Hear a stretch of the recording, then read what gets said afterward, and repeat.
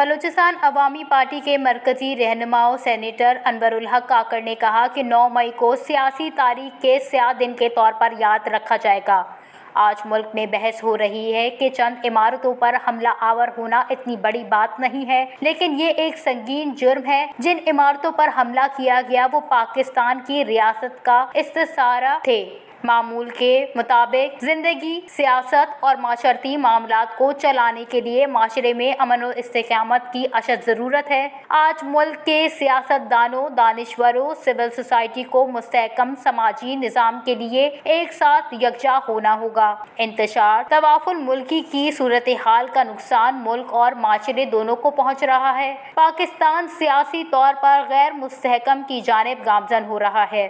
بلوچستان کی سطح پر ان مذموم مقاصد کی مذمت کرتے ہیں اور اس بات کا ادعا کرتے ہیں کہ بطور بلوچستان کے شہری کہ ہم پاکستان کو علامہ اقبال کے خواب اور قائد کی تعبیر کے مطابق لانے میں اپنا کردار ادا کریں گے۔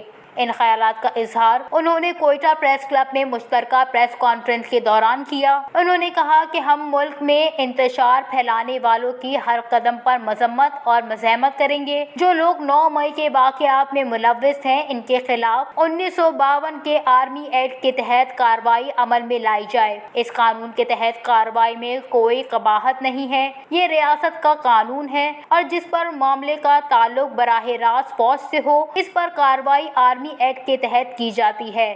ان کا کہنا تھا کہ 2013 میں 2 سال کے لیے بھی فوجی عدالتیں قائم کی گئی تھیں تاکہ کرمنل جسٹس سسٹم کو بہتر کیا جائے۔ ایسا نہیں ہے کہ سویلین عدالتیں اپنا اعتماد کھو چکی ہیں، لیکن عدالت میں ایک واضح تفریق نظر آتی ہے اور ایک فریق جسے عدالت سے رعایت مل رہی ہے، ہر دوسرے فریق کا شکوہ ہے کہ ان کے ساتھ انصاف نہیں ہو رہا۔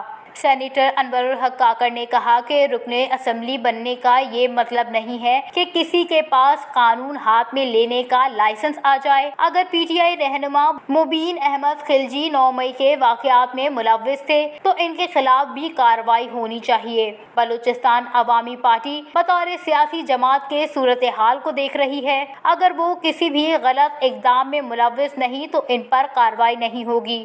ایک سوال کے جواب میں انہوں نے کہا کہ جن لوگوں پر الزامات ہیں وہ کچھ حقائق کی بنیاد پر ہی لگے ہیں۔ کیا کور کمانڈر کا گھر نہیں جلایا گیا یا دیگر املاک پر حملہ نہیں کیا گیا؟ انہوں نے کہا کہ ریاست ایک دم سے جواب نہیں دیتی، بردباری اور برداشت سے کام لیتی ہے اور آج ریاست کی پالیسی سے سب متفق ہیں کہ زیادہ نقصان نہیں ہونے دیا۔ انہوں نے کہا کہ موجودہ قوانین کے تحت کسی فرد یا جماعت پر پابندی لگتی ہے وہ ہونا چاہیے۔ انتخابات سے متعلق سوال کے جواب میں انہوں نے کہا کہ وہ الیکشن کمشنر نہیں ہیں، انہیں نہیں معلوم کہ اس سال انتخابات ہوں گے یا نہیں۔